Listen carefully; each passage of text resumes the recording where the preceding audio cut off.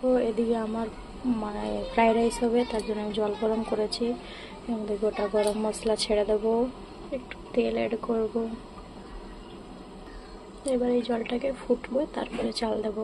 Fried রাইসের জন্য গাজর, বিনস আর মটরশুঁটি কেটে রেখে নিয়েছি আগের থেকে আমি এইভাবে, ঠিক আছে। পরে আমি তোমাদেরকে আগে দেখাচ্ছি। দেখো, পোলাওয়ের জন্য আমি এখানে 2 বাটি চাল নিয়েছি, আর এইটুকু একটু বেশি করে নিলাম। চালটাকে ভালো করে ধোবো। দেখো, চাল ছেড়ে দিয়েছি, এর মধ্যে আমি 1 চামচ নুন দিয়ে দেবো। চালের ভেতরে নুন ঢুকবে, তাই নুন দিয়ে দিলাম।